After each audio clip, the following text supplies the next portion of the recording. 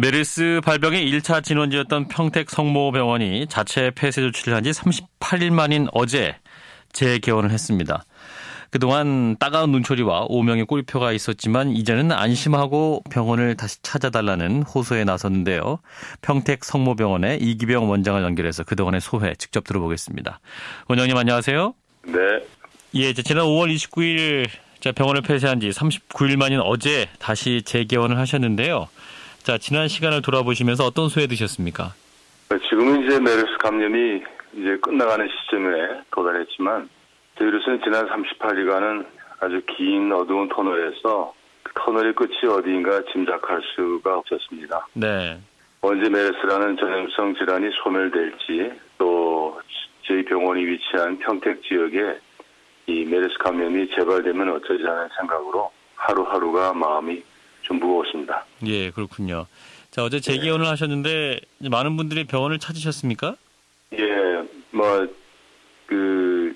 휴원 전에 비교해서는 아무래도 환자분들이 아직 많은 분이 오시지는 못했지만은 네.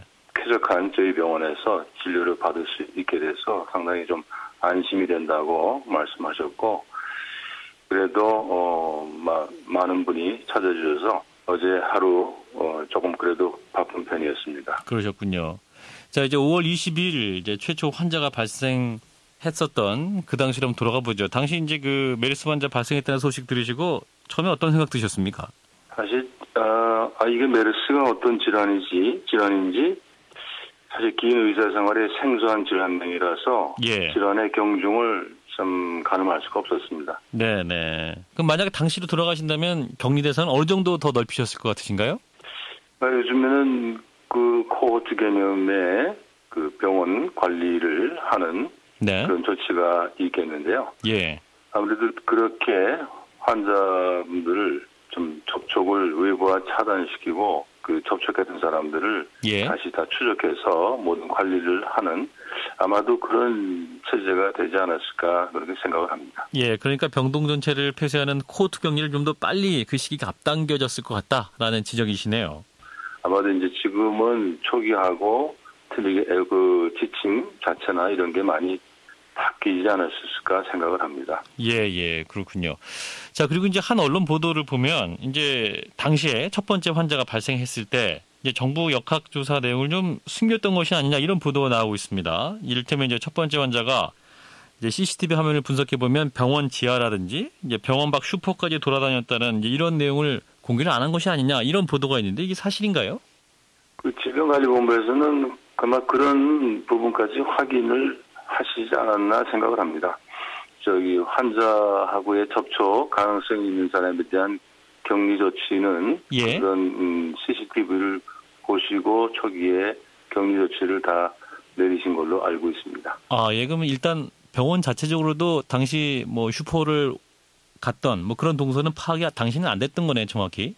그 CCTV는 예. 저희 그 동선은 저희가 초기에는 확인이 아니고 예. 그 질병관리본부 역학조사관이 거기에 대한 확인을 하신 걸로 알고 있습니다. 예, 그렇군요. 자, 알겠습니다. 자, 이제 이런 우여곡절을 끝에 이제 결국 병원을 재개원하셨는데요. 이제는 그러면 이제 안심하고 이제 병원을 환자들이 오셔도 되는 거죠? 예, 물론 그렇습니다. 예. 이 휴원 기간 동안에 네. 소독을 3차례에 걸쳐서 소독을 시행했고, 예. 마지막에는 훈중 소독까지 한 번 더 추가를 해서 병원 전체에 대한 환경 검체에 대한 검사를 시행을 했는데, 예. 모두 음성으로 나왔습니다. 예, 그래서 그렇군요. 아마 안심하시고 저희 병원을 찾으셔도 됩니다. 예, 특히 평택 성모병원 의료진들도 참 고생 많이 하셨잖아요. 이제 그 메르스 진원이란 따가운 시선도 있었습니다만 또 정말 생명을 다해서 진료를 하셨는데요. 네네. 이제 대부분의 의료진이 이제 격리 상태로 이제 들어가게 됐는데요. 예. 그 당시에 좀 이제 남아있던 고열 환자하고 중환자실 환자가 타 병원으로 이송이 좀 이루어지는 데 시간이 걸려서 예. 의사하고 간호사가 3, 4일간을 이제 환자 곁에 지켰습니다. 예, 예. 근데 사실 당시에는 방호복 착용이 권장되기 전이라서 예. 지금 생각하면 좀 맞지라는 상황이었는데 간호사 중에서 저희 병원 간호사 중에서도 3명이 메르스 감염이 되어서 치료를 받고 지금 현재는 퇴원한 상태에 있습니다. 예. 정말 다행이고. 자, 이제 한 달 넘게 이제 폐쇄를 하면서 병원 측도 좀 피해가 컸을 것 같은데요. 현재 그 메르스 피해 보상 병원에 해당되지 않은 상황이죠? 네네. 왜 그런 겁니까?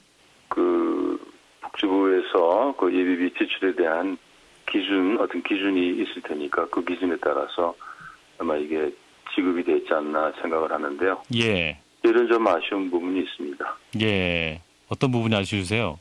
제가 이제 처음으로 메르스라는 질환의 환자가 저희 병원을 이제 거쳐가면서 다른 많은 환자분들한테 감염이 되었고 또 그로 인해서 이제 저희 병원이 뭐 한 달 정도 이상을 휴원 상태가 됐기 때문에 예.